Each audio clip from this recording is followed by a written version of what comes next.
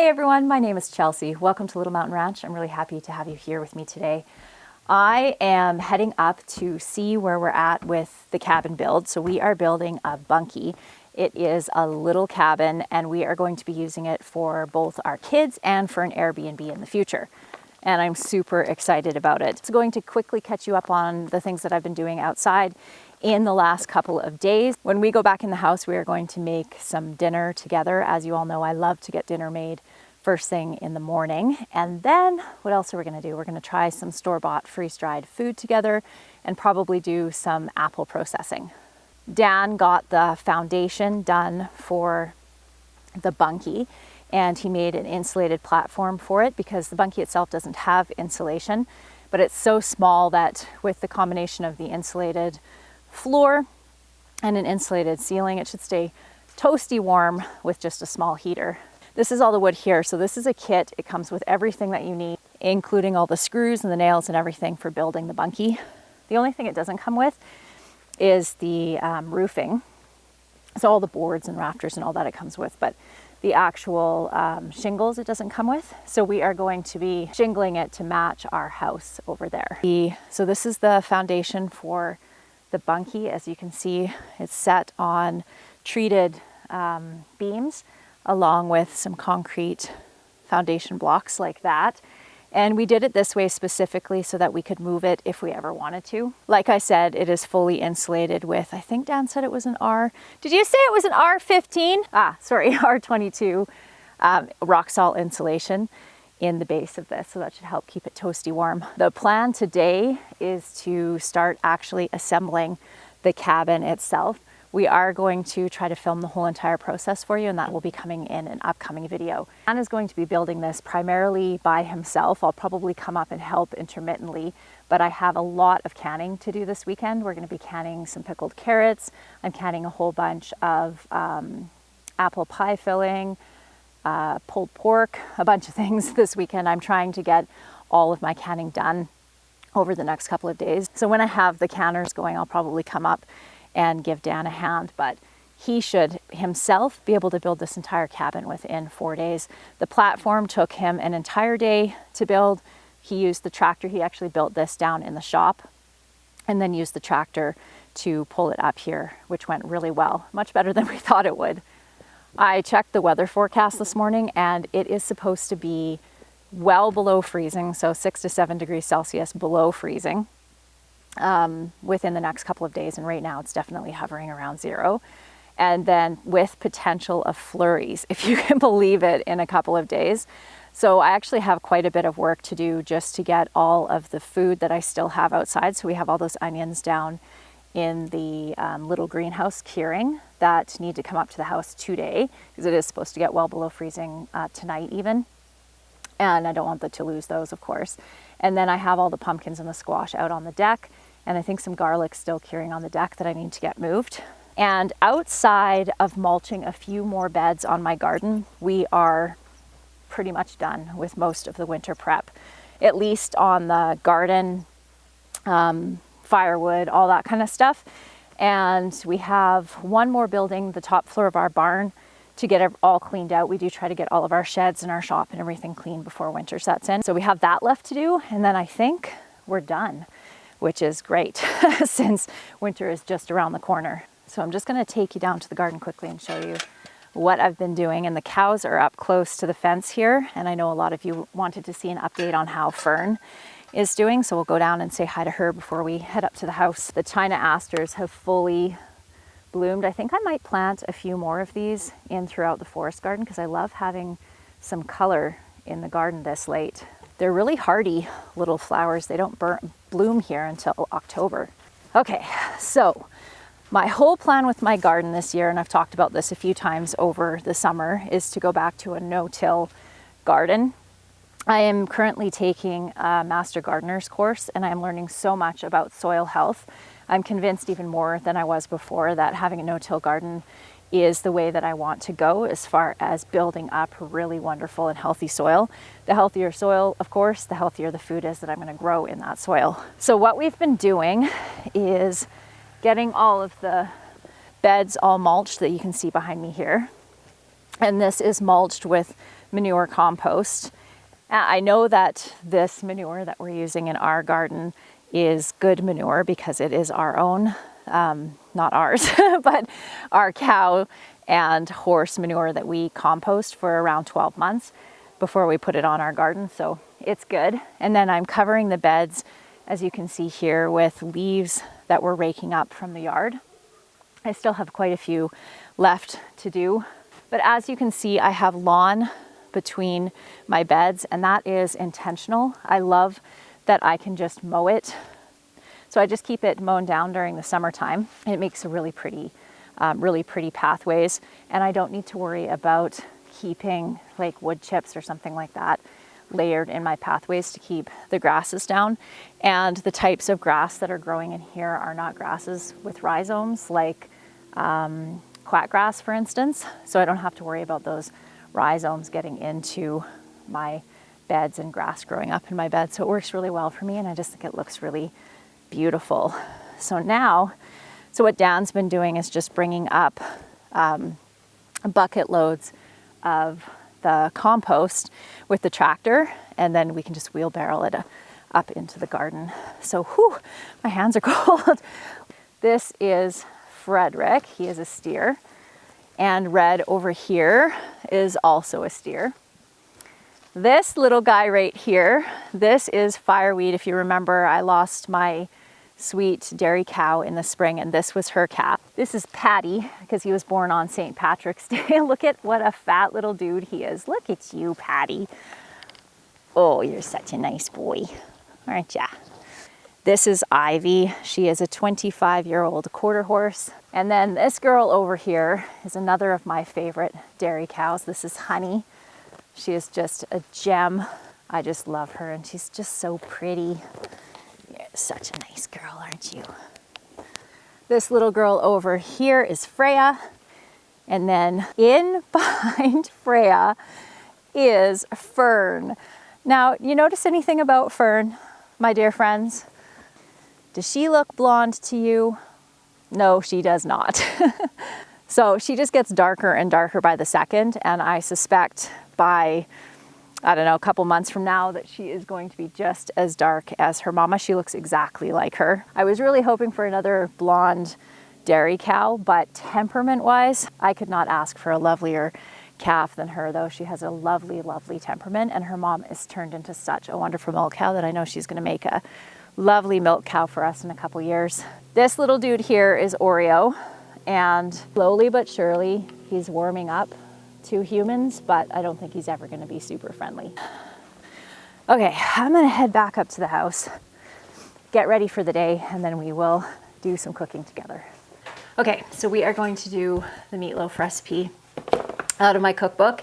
And like I said, if you have had meatloaf before and you have not liked it, give this one a try. Especially, I'll talk about some of the variations that you can do on it, and do those according to your taste preferences. I can't, of course, promise that you'll like it, but I'm fairly confident that as long as you like ground beef or ground pork and you like a nice juicy piece of meat, you will enjoy this meatloaf. So the ingredients that we're going to need for this are 1.5 pounds. I'm going to be doubling this recipe, but I'm going to give you the measurements for a single batch. So you need 1.5 pounds of ground beef. You can use ground beef, ground pork, a mix. You could even use a mix with ground turkey and ground beef.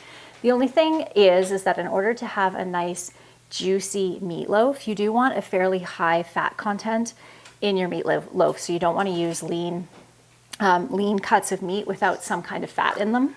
We need 1 onion, we need a green pepper, 1 large carrot peeled and grated, 2 cloves of garlic chopped fine, 1 large egg, a half a cup of quick oats, not instant oats, quick oats, a 1/4 cup of ketchup or barbecue sauce. I'm going to be using ketchup, a teaspoon of Worcestershire sauce, salt and pepper, and a tablespoon of chili powder. You can also add a little bit of cayenne pepper if you like a little tiny bit of heat.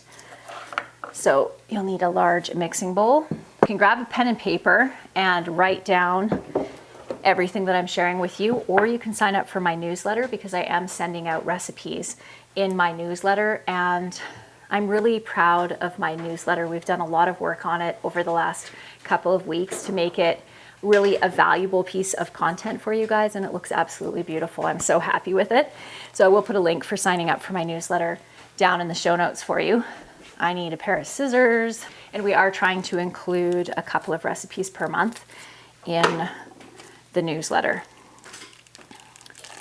And this one will be one of them coming up in the next couple of weeks. And then of course you can always buy a digital copy of my cookbook as well, which has all of my recipes. Well, not all of them, but lots of my recipes. And for those of you that did order a hard copy of the cookbook with the pre-order that we did in September, we are planning on still getting them all shipped out for you in October. We're just waiting for them to actually be shipped up to us from the printer. As it seems with most things these days, things just take a bit longer than they used to. But like I said, the goal is still to get them all shipped out to you this month. And we will be sending out emails with tracking numbers and all of that as soon as they're actually shipped. Isn't this just a beautiful bowl? It's Ohio stoneware, and I just absolutely love it. So I don't have any green peppers today, so I'm going to be using a red pepper and an orange pepper. I'm so excited because we're going to be starting on our kitchen little makeover that we're going to do in the next couple of weeks. So I don't want to share too much about it with you at this point, but it is going to be a very budget, just a facelift on my kitchen. If you've been around my channel for a while, you've probably seen my kitchen go through many iterations. This most recent one that we're going to do, I'm most excited about. It's going to be so pretty, and I'm hoping that the color that we've chosen to do these bottom cabinets with will brighten it up, because when I'm filming it's quite dark. I love the color, but it looks quite dark back there, and the color that we've chosen is really bright and cheerful, so I'm excited about that. We're going to start with getting all the cabinets stripped, maybe actually starting today. Oh no, there's still a little bit more painting that we have left to do in the rest of the house. We are in the middle of a major renovation in our basement right now, and we're just about at the point of being able to put the flooring in, which is very exciting because we've lived in a unfinished house for several years now at this point. We do have the second bathroom done downstairs though, which is fantastic. One bathroom was not fun. So you're going to want to chop everything up fairly fine. Doesn't need to be minced, but fairly fine, so that you don't have big giant chunks of veggies in your meatloaf.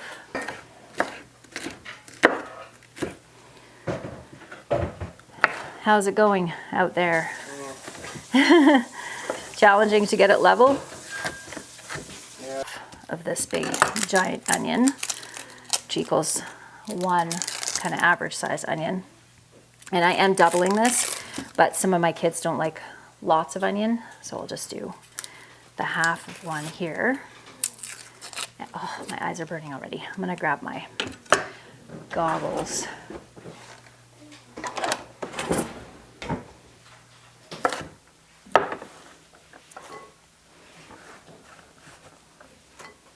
Half a cup of oats, in this case 1 cup, 2 eggs, 1/4 cup of ketchup,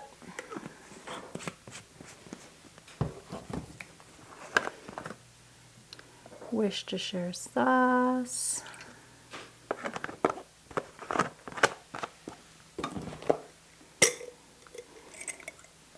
chili powder,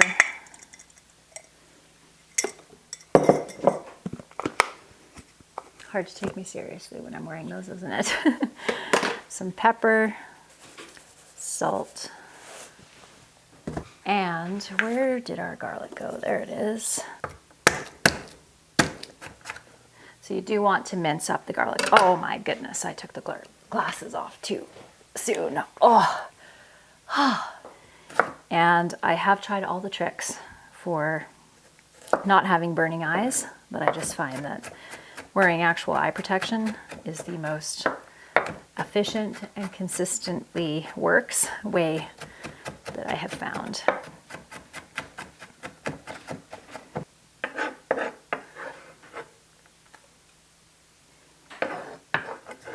Now I just need to grate up my carrot. And I get teased about my very old, broken cheese grater, but it still works, my friends. It used to have a handle on the top that broke off many, many years ago. I think this is probably 20 years old at least, but it works just fine, even though it's broken. This is a pretty good sized carrot. So I think I might just do one. Actually, no, changed my mind already. I'm gonna do two. Why not add the extra nutrients in there? Okay, in the carrots go. And now comes the not fun part, and that's getting your hands in there. Like I said, you can use a mix of meats if you like. And one of the things that my kids really like, so I'm probably gonna do it in this case, is to add some cheese in the middle. So it's kind of like a stuffed meatloaf, nothing fancy, just a piece of cheese cut and put in the middle. And then if you want to make it even more palatable for kids, cover it with a sweet barbecue sauce. I like to put the sweet barbecue sauce on about 20 minutes of remaining cooking time so that it doesn't end up burning, because the sugars in it can burn. So you want to mix this up so everything is super well incorporated.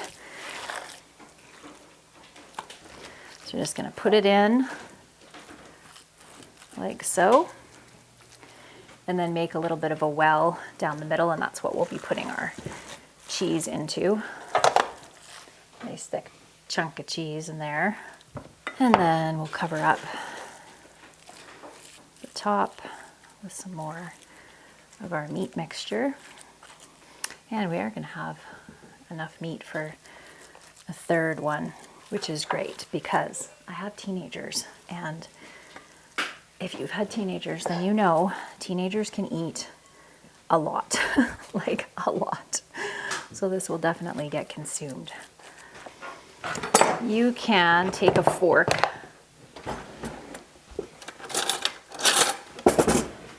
and just flatten down the top of your meatloaf just to make it look tidy if you like, or just use your fingers. Works just fine.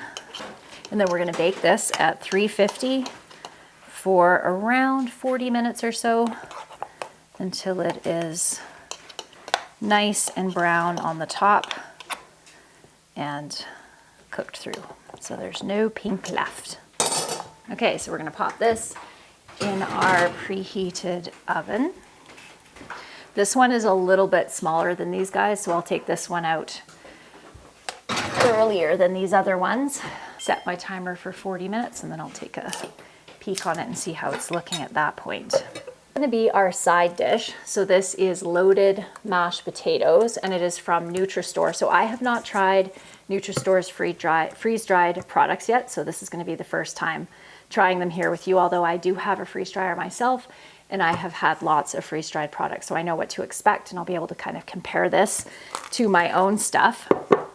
But the reason that I wanted to find a freeze-dried company that I could share with you is because I know not everybody wants to own a freeze dryer, needs to own a freeze dryer even. Freeze dryers are fantastic. I absolutely love mine, and it gets used constantly here at our house, but it does take up a lot of room. It does take a little bit of extra power, although we haven't noticed a huge increase in our power bill with using it. And in order to make it worth the cost, you really need to be using it a lot. And not everybody has a large garden or access to large amounts of food that they can put through. But I wanted to offer an alternative to those of you that don't have a freeze dryer for freeze-dried food, because as you know, I do love food storage, and I do think that it is wise to have some long-term food storage in your pantry. So that is food that you just put away for a rainy day in case you ever need it, and this is a really great alternative. I thought I would make up a small amount right now just so that we can try it together, but I will be using this as the side dish for today's dinner. So here's some things I can tell you about freeze-dried food, is that food is normally freeze-dried at its optimal level of nutritional value, and it loses very little during the freeze drying process. And then as long as it's packaged in an oxygen-free environment right away, it can last for up to 25 years, which is absolutely incredible.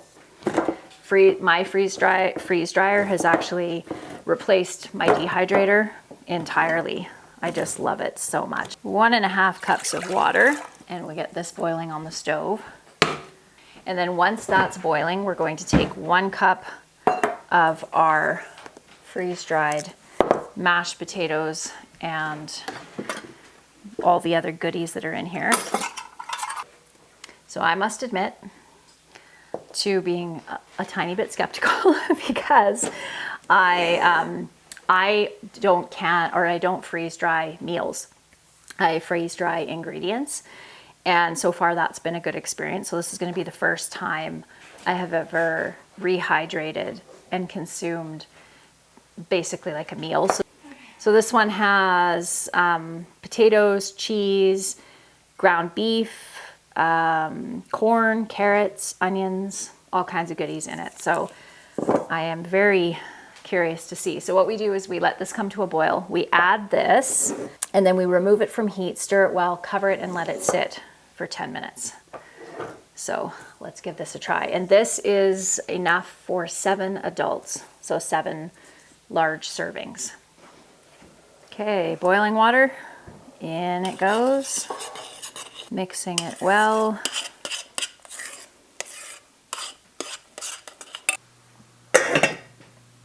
Okay, next up we have a bag of apples that I want to get peeled and sliced up. I haven't decided what I'm going to do with these yet. I've been really enjoying the pumpkin butter and using that in baking, and I have actually not made apple butter before, so I might do that. I have a couple other varieties of apples downstairs though, and I think a mix would probably be nice. I like using a more tart apple for apple pie filling, but for applesauce, and likewise I can imagine apple butter, having a mix is nice. So I think that's what we'll do in this case. I won't be able to show you the finished apple butter until the next video because I am going to be slow cooking it in my roaster oven overnight. I think I got this core peeler slicer from Amazon. If I did, I will try to link it in my Amazon store for you because it's fantastic. Look at that. So all you have to do is cut it in half in order to have slices for pie filling, or in this case for apple butter. And then my cores, I'm going to make apple cider vinegar with my cores.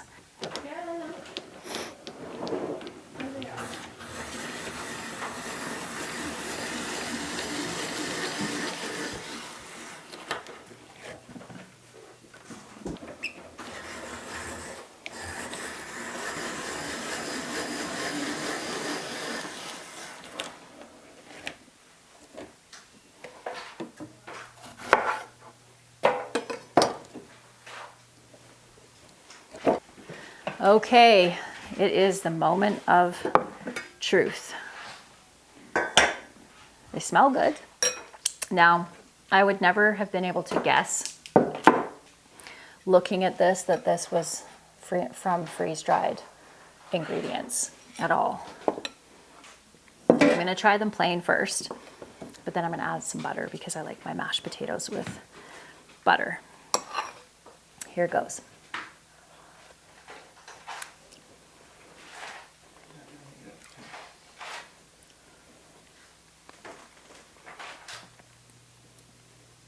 Delicious. Really delicious. I know my kids are going to like these.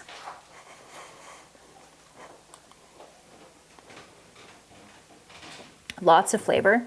The only thing that would be sort of the giveaway that this is freeze-dried is that the beef is typical of freeze-dried beef. So it's a little bit chewier than it is when it's fresh, but the flavor is good. There's nothing wrong with the texture of it. It's not gross or anything like that. It's actually really, really good. It doesn't need salt or pepper or anything. There is all the seasonings for flavoring already in here. It's really, really tasty. I am really impressed with this. It's absolutely delicious. So yay for you guys, Nutristore. You guys are awesome. These are fantastic. Okay, I am going to finish getting all of these apples cut up, and then I will come back and share with you all the seasonings that I am going to put in here. I'm not going to get carried away with adding any type of citric acid or anything like that to this to stop them from browning and oxidizing, because through the cooking process with all the spices and brown sugar and stuff that I'm going to add to here, it's going to brown anyway. So, okay, I'm going to get peeling. All right, my friends, the day has gotten a little bit away from me. So it is already, what time is it? Already 5:30.